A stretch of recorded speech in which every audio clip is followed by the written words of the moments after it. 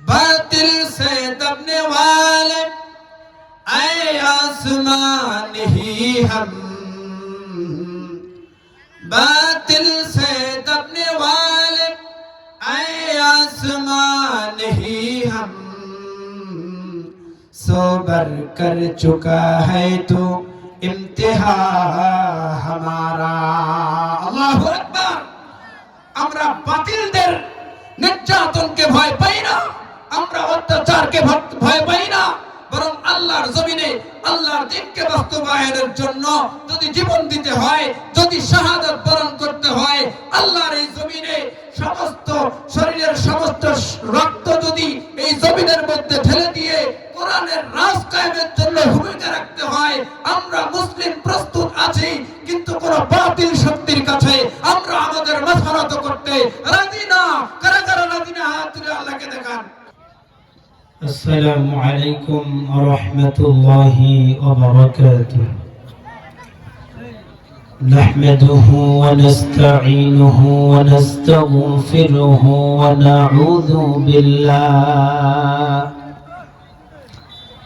ونعوذ بالله من شرور أنفسنا ومن سيئات أعمالنا.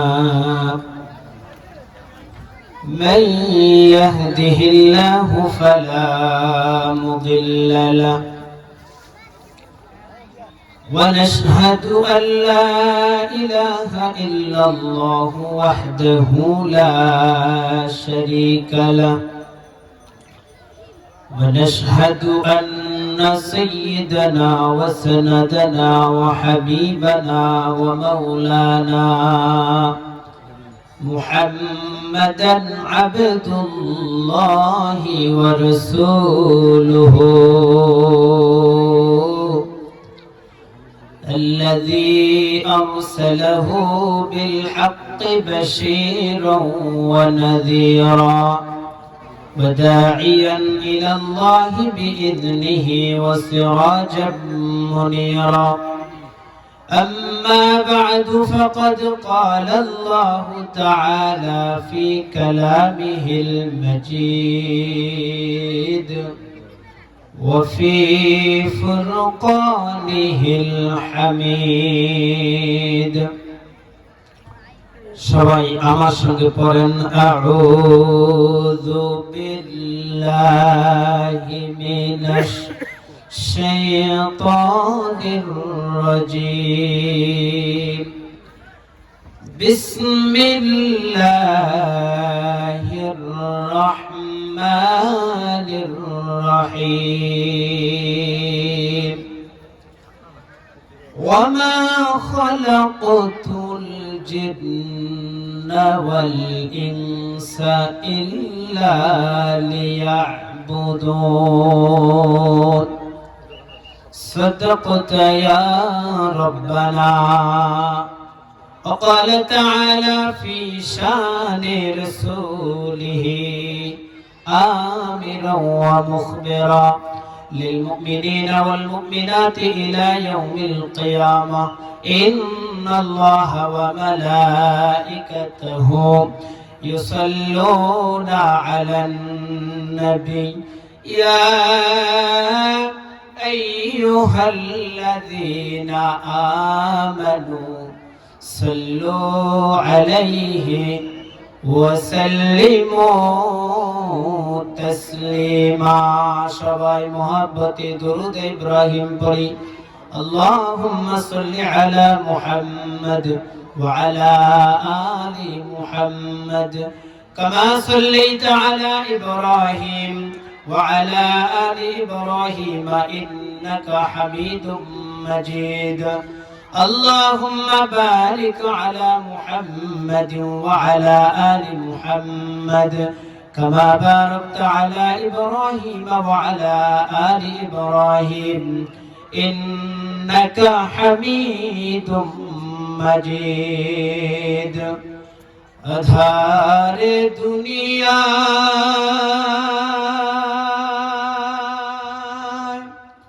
তুমি ছাড়া নাই কোনো আলো, তুমি ছাড়া নাই কোনো আলো, ও শান্তির এই দাবানলে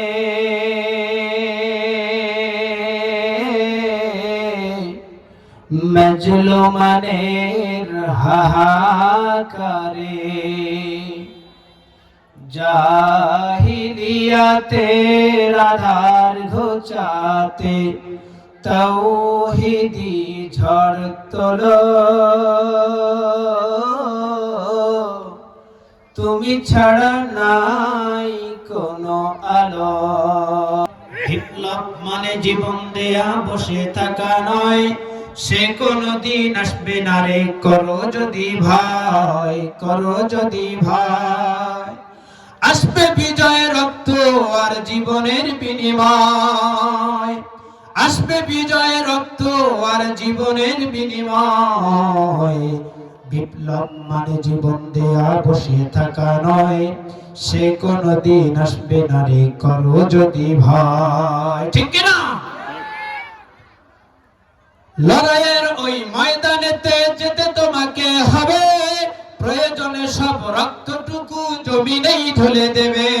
লড়াইয়ের ওই ময়দানেতে যেতে তোমাকে হবে, প্রয়োজনে সব রক্তটুকু জমিনেই ঢেলে দেবে। তবুও তোমাকে লড়তেই হবে, মানিবে না পরাজয়। তবুও তোমাকে লড়তেই হবে, মানিবে না পরাজয়। বিপ্লব মানে জীবন দেয়া বসে থাকা নয়, সে কোনদিন আসবে না রে, করো যদি ভয়। কোথা থেকে কোন ভিনদেশি শকুন আমার দেশে এসে, সেবার নেমে বসলো জুড়ে মীর জাফরের বেশে।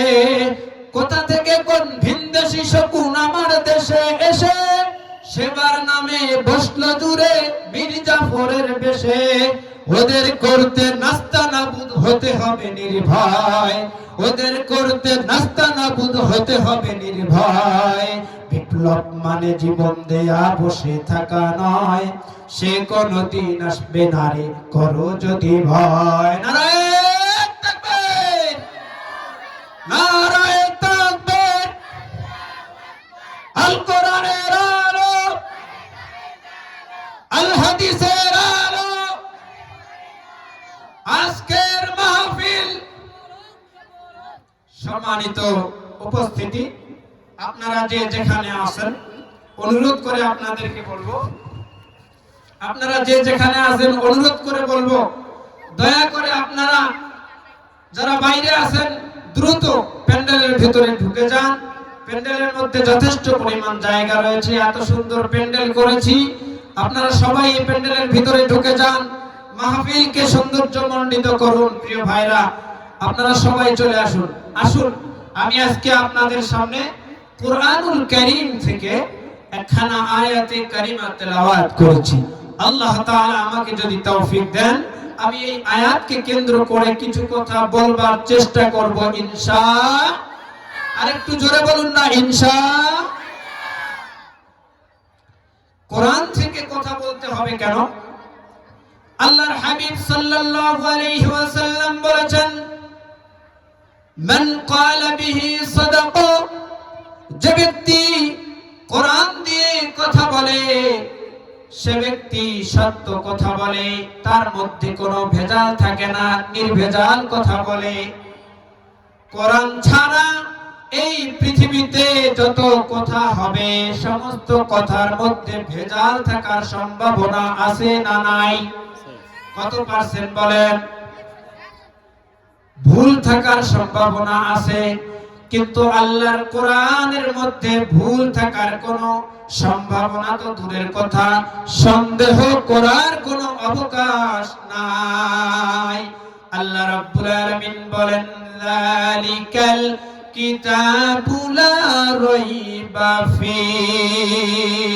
আল্লাহু আকবার। আল্লাহ বলছেন, এটা এমন একটা কিতাব, এমন একটি কিতাব আপনার প্রতি হে হাবিব আমি নাজিল করেছি, যে কিতাবের মধ্যে ভুল তো দূরের কথা, সন্দেহের কোনো অবকাশ নাই। জোরে করেন সুবহানাল্লাহ। পৃথিবীতে আর একটি কিতাব এমন দেখাতে পারবে না কেউ, যে কিতাবের লেখার শুরুতেই ভূমিকাতেই চ্যালেঞ্জ করবে আমি একখান বই লিখলাম, এই ভুলের মধ্যে কোনো ভুল নাই, কোনো সন্দেহ নাই, এ কথা বলার মতো কোনো বাপের বেটার সাহস এই পৃথিবীতে আছে? আর একটু জোরে বলেন, আছে? নাই। কারো সাধ্য নাই এ কথা বলার। আল্লাহ রাব্বুল আলামিন আয়াত নাযিল করে জানিয়ে দিলেন, আমি যে কিতাব পাঠিয়েছি এই কিতাবের মধ্যে কোনো সন্দেহ নাই, সন্দেহের কোনো অবকাশও নাই। যদি কেউ সন্দেহ করে সঙ্গে সঙ্গে ঈমান চলে যাবে। নাউজুবিল্লাহ। এজন্য কোরআনকে সন্দেহ করা আমাদের জন্য চলবে। মুসলমান কোরআনের কথা যখন শুনবে, সুন্নাহর কথা যখন শুনবে, মুসলমান দ্বিধাহীন চিত্তে কোন দিকে তাকাবে না, কোন প্রশ্ন করবে না। কোরআনের কথা শুনেছে, আল্লাহর কথা শুনেছে, সঙ্গে সঙ্গে ঈমানদার আল্লাহর কথার সামনে মাথা নত করে নিজেকে সারেন্ডার করে দিয়ে বলবে, আল্লাহ সঠিক বলেছে, আমি ভুলের মধ্যে আছি, আল্লাহই সঠিক বলেছে, আল্লাহই সঠিক বলেছে। আল্লাহ বলছে কিতাবের মধ্যে কোনো সন্দেহ নাই। অথচ এই কিতাবকে যে নিয়ে যখন আলোচনা করা হয়, এই কিতাব অনুযায়ী যখন আমল করার চেষ্টা করা হয়, ব্যক্তি জীবন থেকে শুরু করে নিয়ে আন্তর্জাতিক জীবন পর্যন্ত, দুনিয়া থেকে নিয়ে মৃত্যু পর্যন্ত, ব্যক্তি জীবন, সামাজিক জীবন, রাষ্ট্রীয় জীবন, আন্তর্জাতিক জীবন, জীবনের সকল ক্ষেত্রে যখন ইসলামকে মানার জন্য এক শ্রেণী চেষ্টা করে, তখন আরেক শ্রেণী এটার বিরোধিতা শুরু করে এবং কিভাবে তাকে দমানো যায়, কিভাবে তাকে স্তব্ধ করে দেওয়া যায়, সেই চেষ্টা করতে যত ধরনের ফন্দি ফিকির করা লাগে, তারা একটা চেষ্টাও বাকি রাখে না। কথা কোন ঠিক কিনা? বাতিল সে দবনে ওয়ালে আয়ে আসমান হি হাম, বাতিল সে দবনে ওয়ালে आए आसमान ही हम, सोबर कर चुका है तो इम्तिहा हमारा। আল্লাহু আকবার। আমরা বাতিলদের নির্যাতনকে ভয় পাই না, আমরা অত্যাচারকে ভয় পাই না, বরং আল্লাহর জমিনে আল্লাহর দ্বীনকে বাস্তবায়নের জন্য যদি জীবন দিতে হয়, যদি শাহাদাত বরণ করতে হয়, আল্লাহর এই জমিনে সমস্ত শরীরের সমস্ত রক্ত যদি এই জমিনের মধ্যে ঢেলে দিয়ে কোরআনের রাজ কায়েমের জন্য ভূমিকা রাখতে হয়, আমরা মুসলিম প্রস্তুত আছি। কিন্তু কোন বাতিল শক্তির কাছে আমরা আমাদের মাথা নত করতে রাজি না। কারা কারা রাজি না? হাত তুলে আল্লাহকে দেখান। নারায়ে তাকবীর, নারায়ে তাকবীর। আল কোরআনের আলো, আল হাদিসের আলো, আলেম ওলামা যেখানে, নারায়ে তাকবীর। প্রিয় ভাইয়েরা আমার, বাতিলরা সবসময় আমাদেরকে চেষ্টা করেছে দমানোর জন্য।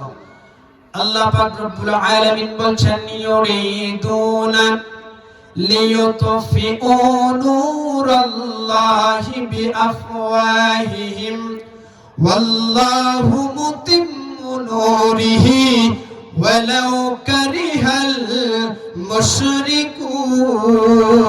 জোরে বলেন আল্লাহু আকবার। আল্লাহ বলছেন কাফেররা চায় আমার কোরআনের আওয়াজকে নিজের মুখের ফুৎকারে নিভিয়ে দিবে। কাফেররা মনে করে এই মোল্লারা এত চিল্লাচিল্লি করে, এই আলেম ওলামারা ইসলামী আন্দোলনের কর্মীরা এত চিল্লাচিল্লি করে, তারা মনে করে এক দুইটা জেলের মধ্যে বন্দী করলেই এদের আন্দোলন বন্ধ হয়ে যাবে, এক দুইটাকে শহীদ করে দিলেই এদের আওয়াজ বন্ধ হয়ে যাবে। আল্লামা সাঈদী রাহিমাহুল্লাহকে তারা প্রথমে গ্রেফতার করলো। গ্রেফতার করে তারা কি দেখলো? আল্লামা সাঈদী রাহিমাহুল্লাহর জন্য শত শত মানুষ জীবন দিয়েছে। কথা কোন ঠিক কিনা? তারা চেয়েছে কোরআনের পাখিকে ধরে ফাঁসি দিলে আর আলেম ওলামারা চুপসে যাবে, ভয়তে আর হক কথাগুলো বলবে না। আলেমরা দেখিয়ে দিয়েছে আল্লামা সাঈদী রাহিমাহুল্লাহ প্রমাণ করেছে আলেমরা কখনো বাতিলের সঙ্গে মাথা নত করতে জানে না। আলেমরা ইমানদারেরা একমাত্র মাথা নত করে আল্লাহর সামনে, যারা কোন ঠিক কিনা, এটা মাথায় রাখতে হবে আমাদের। আল্লাহ পাক বলছেন তারা চায় ইউরিদুনা লিইউতফিউ নূরাল্লাহ বিআফওয়াহিহিম। আল্লাহ বলছে তারা মুখের ফুৎকারে তারা কোরআনের আওয়াজকে, কোরআন নামক বাতিকে, ইসলাম নামক বাতিকে তারা নিভিয়ে দিতে চায়। আল্লাহ বলছে না, ওয়াল্লাহু মুতিম্মু নূরিহি, আমি আল্লাহ কসম করে বলছি আমি আমার কোরআনের আলোকে জ্বালিয়ে রাখবই। দুনিয়ার কোন কাফের মুশরিক এই আলোকে নিভিয়ে দিতে পারবে না। কারণ কেন পারবে না? একটা বাতিকে বন্ধ করতে হলে একটা সুইচের প্রয়োজন আছে না নাই? জোরে বলেন। সামনে বাচ্চারা কেউ কথা বলবে না, একবারে চুপ করে থাকবা। বলুন তো, একটা বাতি বন্ধ করার জন্য একটা সুইচ প্রয়োজন আছে না নাই? সেই সুইচকে বন্ধ করার জন্য ওই সুইচ পর্যন্ত যাওয়ার মতো ক্ষমতা থাকতে হবে কিনা? কোরআন এটা একটা আলো, আর এই আলো, এই বাতির যে সুইচ, এই সুইচ আছে কার হাতে? সবাই বলুন না, কার হাতে? আল্লাহর হাতে। দুনিয়ার মানুষ যতই চেষ্টা করুক না কেন, শুধু আল্লামা সাঈদী কেন, যত বড় আলেমী এই পৃথিবীতে আসুক না কেন, আর শহীদ করে দেওয়া হোক না কেন, আল্লাহ কসম করে বলছেন, আল্লাহু, আমি আল্লাহ কসম করে বলছি, আমি আমার আলোকে তোমরা সাঈদীকে জেলে দাও আর ফাঁসি দাও, তোমরা মতিউর রহমান নিজামীকে ফাঁসি দাও আর জেলে দাও, গোলাম আজমকে তোমরা রাহিমাহুল্লাহ ফাঁসি দাও আর জেলে দাও, আমি আল্লাহর দেখার টাইম নাই। আমি আমার আলো কিভাবে জ্বালিয়ে রাখবো সেটা আমি আল্লাহই ভালো জানি। কোন ঠিক কিনা? আল্লাহ সেই আলো জ্বালিয়ে রাখার জন্য আল্লাহ তাআলা ওয়াদা দিয়েছেন, আমি আমার আলোকে মুতিম্মু নূরিহি, সেই আলোকে আমি আল্লাহ জ্বালিয়ে রাখবই। ওয়ালাউ কারিহাল মুশরিকুন, কাফেররা যদিও ইসলাম ক্ষমতায় আসলে অপছন্দ করবে, কাফেররা, মুসলমানরা একটু শান্তিতে থাকলে, ইমানদারেরা একটু শান্তিতে থাকলে, কাফের, মুশরিক, মুনাফিক, বেঈমানেরা যদিও একটু হিংসা করবে, যদিও একটু তাদের মনের মধ্যে ব্যথা লাগবে, আল্লাহ বলছে কিচ্ছু করার নাই, আমি আল্লাহ আমার আলোকে জ্বালাবো। ইসলামকে প্রতিষ্ঠিত আমার বান্দারা করার জন্য চেষ্টা করলে আমি আল্লাহ ইসলামকে বিজয় করে দিব। কোন ঠিক কিনা? এবার আসেন, শেষের দিকে যাচ্ছি। আমি আমার তেলাওয়াতকৃত যে আয়াত, এই আয়াতকে আপনাদের সামনে আমি একটু বলার চেষ্টা করব। আল্লাহ পাক রব্বুল আলামিন বলেন, وَمَا خَلَقْتُ الْجِنَّ وَالْإِنسَ إِلَّا لِيَعْبُدُونَ। একটু আল্লাহু আকবার বলা যাবে কি? আর একটু জোরে বলেন আল্লাহু আকবার। আল্লাহ পাক বলেন, দুনিয়ার মানুষ, তোমরা ভাবতে পারো, চিন্তা করতে পারো, আমি আল্লাহ পাক রব্বুল আলামিন তোমাদেরকে অনর্থক বানিয়েছি। আল্লাহ পাক বলছে, না না, আফা হাসিবতুম আন্নামা খালাকনাকুম আবাসা ওয়া আন্নাকুম ইলাইনা লা তুরজাউন। আল্লাহু আকবার বলেন। আল্লাহ বলেন, আফা হাসিবতুম, তোমরা কি মনে করেছো, আন্নামা খালাকনাকুম আবাসা, যে আমি আল্লাহ পাক তোমাদেরকে অনর্থক সৃষ্টি করেছি। আল্লাহ বলেছেন, তোমরা কি এইটা মনে করেছো নাকি যে অনর্থক বানিয়েছি, কোনো কাজ কাম নাই, এমনি এমনি বানাইছি, এটা ভাবছো নাকি? আল্লাহ আমাদেরকে প্রশ্ন করতেছে। ওয়া আন্নাকুম ইলাইনা লা তুরজাউন। আল্লাহ বলছেন, আর এটাও ভাবছো নাকি যে দুনিয়াতে গেছো, দুনিয়াতে যাওয়ার পর আর তোমাকে আমি আল্লাহর কাছে আসতে হবে না? বলুন তো, আল্লাহর কাছে আবার ফিরে যেতে হবে কিনা? সবাই বিশ্বাস করি, বলেন সবাই বিশ্বাস করি, আল্লাহর কাছে ফিরে যেতে হবে। মরতেই হবে যখন শহীদি মরণ তুমি দিও আমাকে। জোরে বলেন আমিন। মরতেই হবে যখন শহীদি মরণ তুমি দিও আমাকে। রোগে শোকে মরণ দিও না আমায়, বিপদে মুসিবতে নিও না আমায়। এমন মরণ তুমি দিও আমাকে, মরতেই হবে যখন শহীদি মরণ তুমি দিও আমাকে। জোরে বলেন আমিন। আল্লাহ পাক বলছেন, আমি আল্লাহ তোমাদেরকে অযথা বানাই নাই, অনর্থক বানাই নাই। শুধু পৃথিবীতে এসেছো আর ভেবেছো একটা কুকুর। এইবার আসল কোথায় যাচ্ছে, একটু আমার দিকে তাকা। একটা কুকুর পৃথিবীতে আসার পর কি করে? তার খাওয়া দাওয়া, পেশাব পায়খানা, এছাড়া তার ঘুরে বেড়ানো, এছাড়া আর কোনো কাজ তার আছে? সবাই একটু জবাব দিবেন, আছে?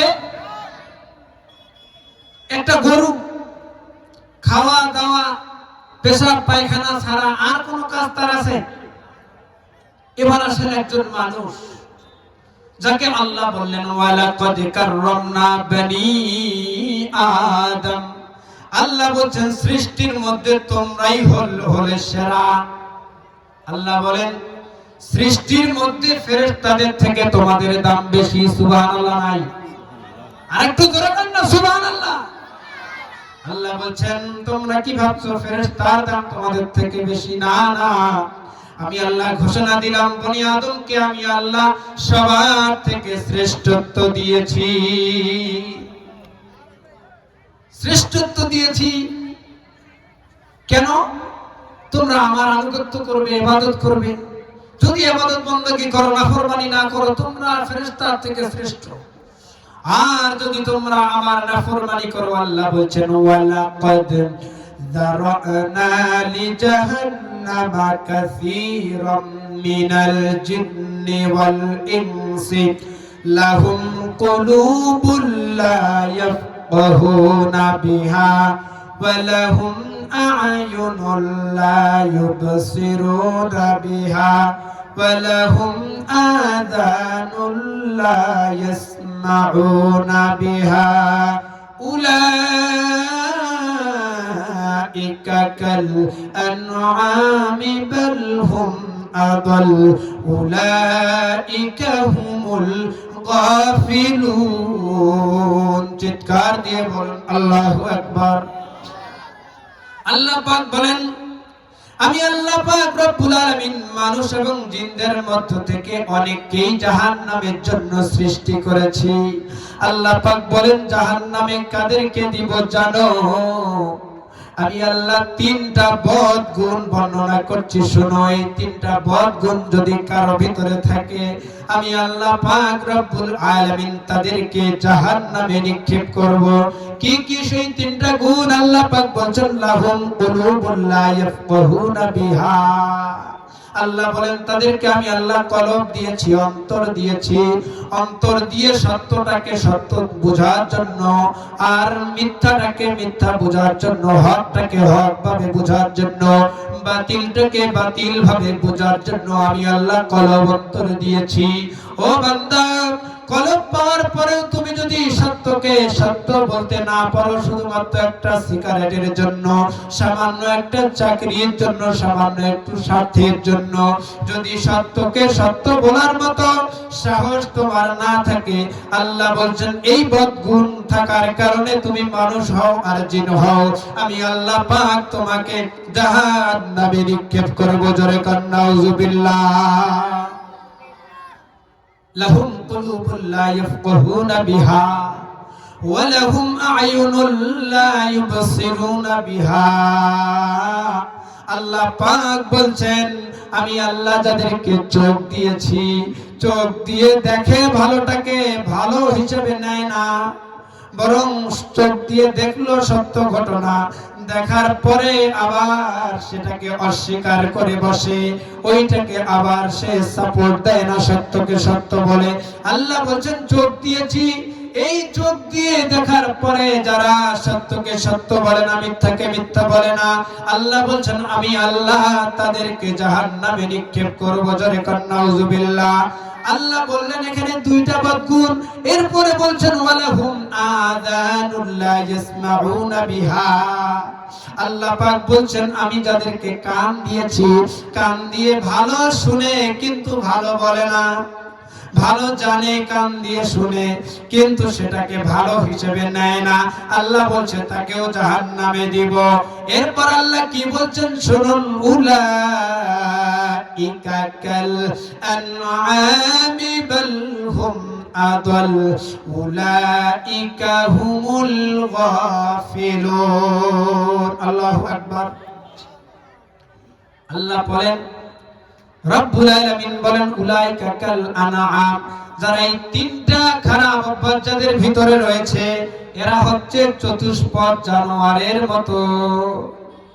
আল্লাহ বলছে কাল আনআম, জানোয়ার বলে নাই, জানোয়ারের মতো বলছেন। এর মানে মানুষকে আল্লাহ তাআলা সরাসরি জানোয়ার বলেন নাই। মানুষের মতো মানুষ হওয়ার সুযোগ আছে না নাই? ভুল হতে পারে কিন্তু সংশোধনের সুযোগ আছে। এজন্য আল্লাহ বলছে কাল আনআম, জানোয়ারের মতো। এরপরে আল্লাহ সুবহানাহু ওয়া তাআলা ফতোয়াটাকে একটু কড়া ভাবে আরো দিয়ে দিলেন। আল্লাহ পাক বলেন উলাইকা কাল আনআমি বাল হুম আদাল উলাইকা হুমুল গাফিলুন। আল্লাহ বলছেন জানোয়ারের মতো বলছি, কিন্তু যদি ভালো না হও তাহলে তুমি জানোয়ারের থেকেও খারাপ। নাউযুবিল্লাহ বলেন।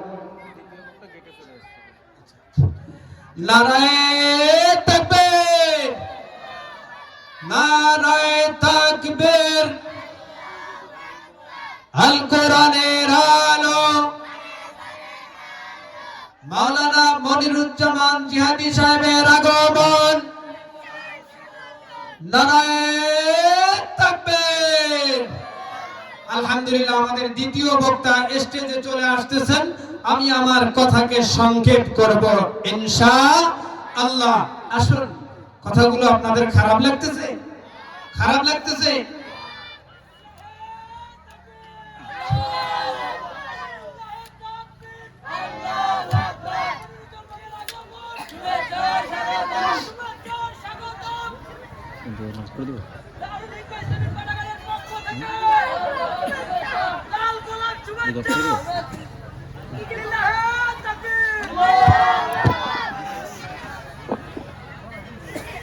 আচ্ছা, ভাই চলে এসেছেন।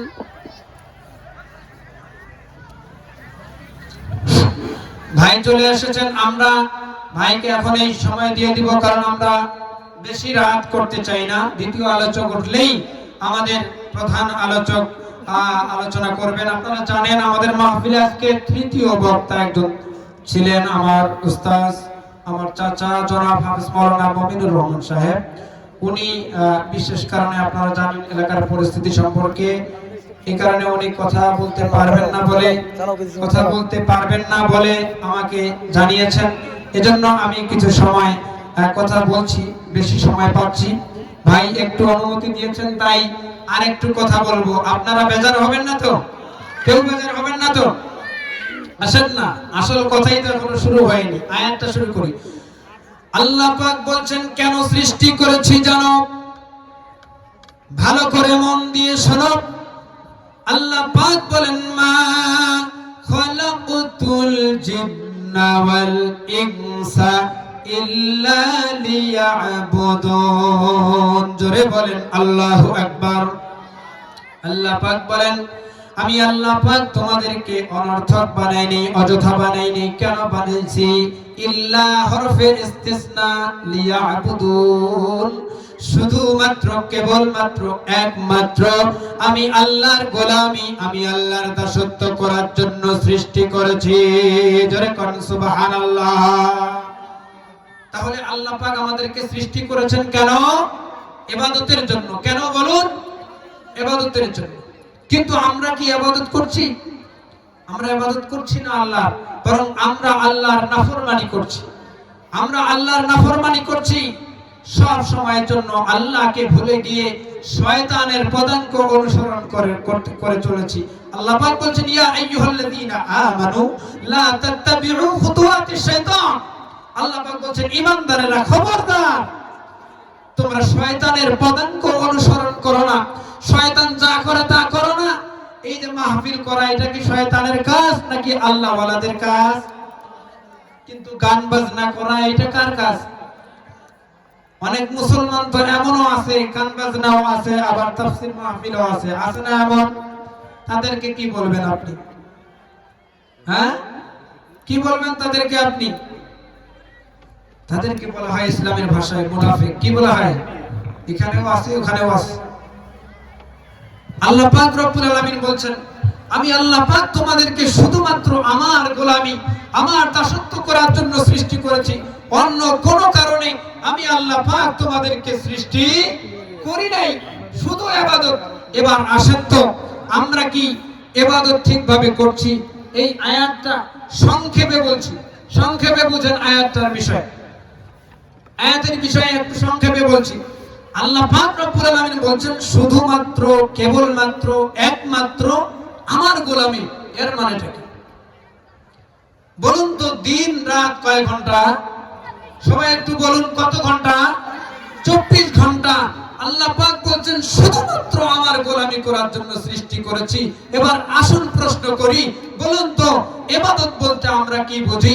প্রশ্ন করলে বলবেন, হুজুর নামাজ হলো ইবাদত, রোজা হলো ইবাদত, রোজা, হজ, যাকাত, দান, সাদাকা, সত্য বলা, মা বাবার খেদমত করা সহ এগুলো যেগুলো আমরা জানি, এগুলো হলো ইবাদত। আর বাকি দুনিয়ার সব কিছুই হচ্ছে দুনিয়ার কাজ।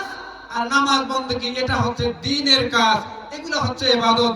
আর বাকিগুলো ইবাদত নয়। বাকিগুলো কি নয়? ইবাদত নয়। এটা আমরা মনে করি, কিন্তু আল্লাহ পাক তো বলছেন শুধু ইবাদত। এর মানে হলো আল্লাহ পাকের কথা অনুযায়ী ইবাদত হবে 24 ঘন্টা। একটা সেকেন্ডের জন্য শয়তানের গোলামি করা চলবে না। ঠিক কিনা বলেন? একটা সেকেন্ডের জন্য শয়তানের গোলামি করা চলবে না, বরং প্রতিটি মুহূর্তে আপনাকে 24 ঘন্টাই আল্লাহর গোলামি করতে হবে। এবার প্রশ্ন হবে, হুজুর আমরা তো কেউ, তাহলে তো এই কথা অনুযায়ী কেউ তো কোনো হুজুরও 24 ঘন্টা আল্লাহর ইবাদত করে না। আমি বলবো না, আপনি ফর্মুলা বুঝেননি। ইবাদত 24 ঘন্টা করার মানে বুঝেননি। প্রতিটি সেকেন্ড আপনার ইবাদত হবে, 24 ঘন্টায় আপনার ইবাদত হবে।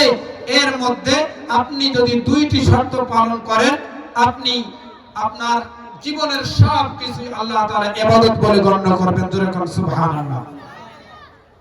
আপনারা মনোযোগ আমার দিকে দিবেন না ক্যামেরার দিকে দিবেন?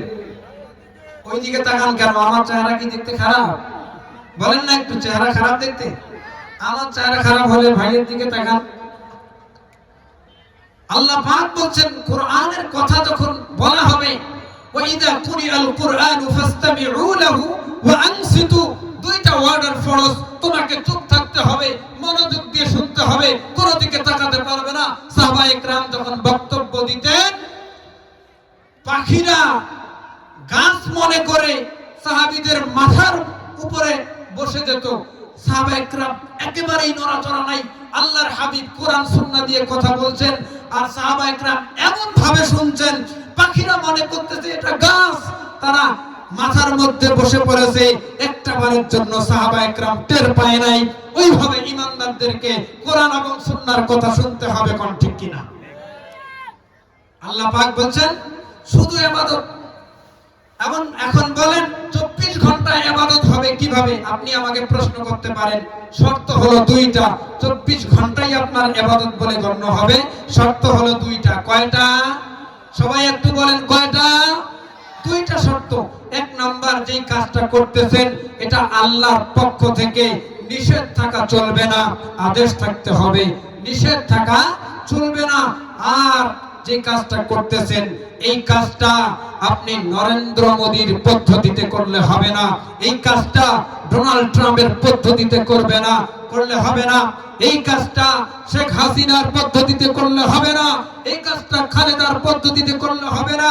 বরং যেই কাজটি করছেন, যেই ইবাদত করছেন, হোক না সেটা নামাজ, হোক না সেটা রোজা, হোক না সেটা যাকাত, হোক না সেটা রাজনীতি, প্রতিটা কাজ আপনাকে রাসূলের দেখানো পদ্ধতিতে করতে হবে।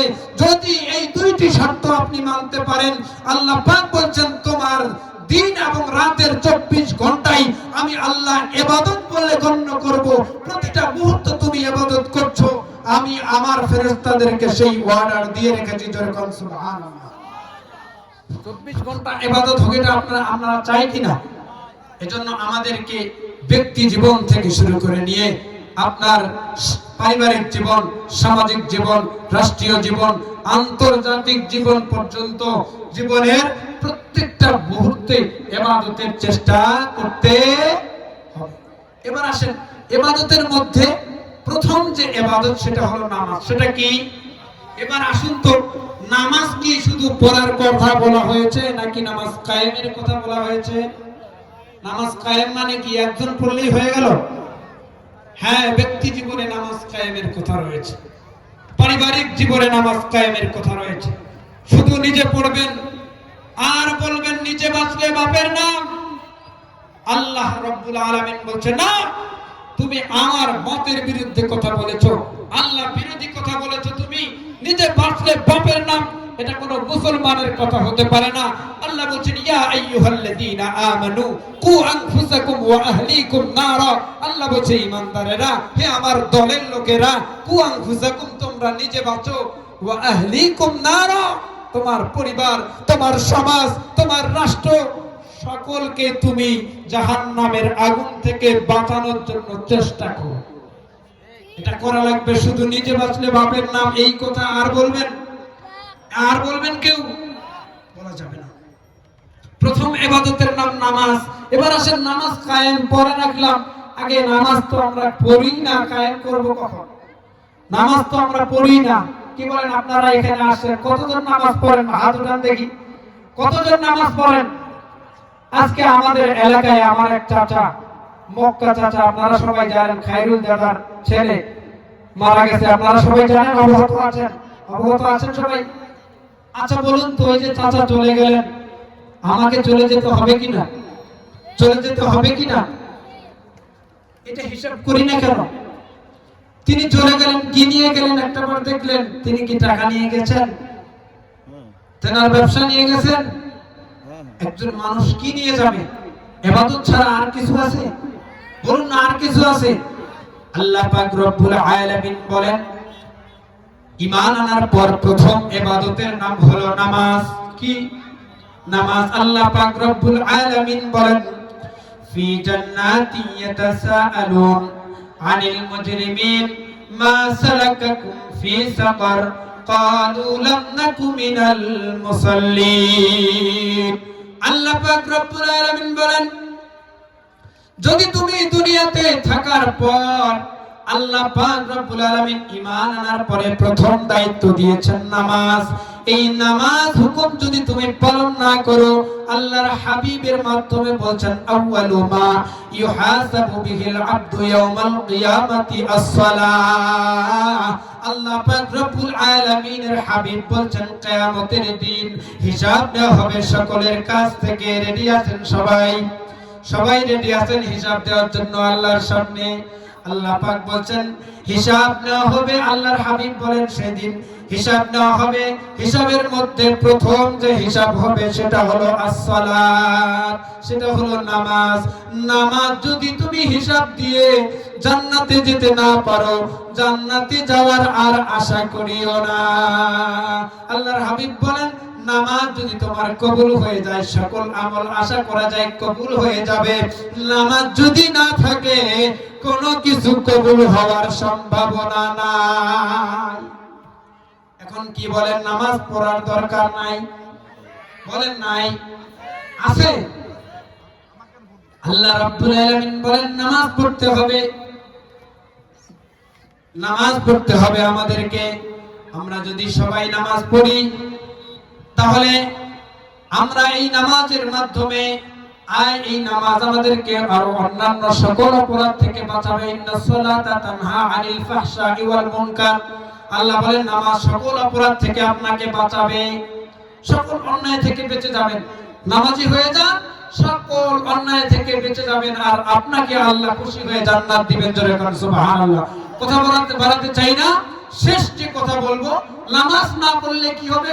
আল্লাহ তাআলা বলতেছেন এক জান্নাতি জাহান্নামীদেরকে দেখে তারা সবাই মিলে গিয়ে প্রশ্ন করবে, তোমরা এই সাকর নামক জাহান্নামে কেন এসেছো? ফি জান্নাতিন ইয়াতাসাআলুন আনিল মুজরিমিন মা সালাকাকুম ফি সাকর। এই সাকর নামক জাহান্নামে কেন এসেছো? সবাই মিলে জবাব দিবে, ক্বালু লাম নাকু মিনাল মুসাল্লিন। তারা সবাই জবাব দিবে, নাউযুবিল্লাহ ওয়াল ইয়াযু বিল্লাহ, তারা সবাই জবাব দিবে আমরা নামাজি ছিলাম না, এই কারণে আজকে সাকর নামক জাহান্নামে ঝুলতেছি। জোরে করে নাউযুবিল্লাহ। আল্লাহ তাআলা সকলকে হেফাজত করুন।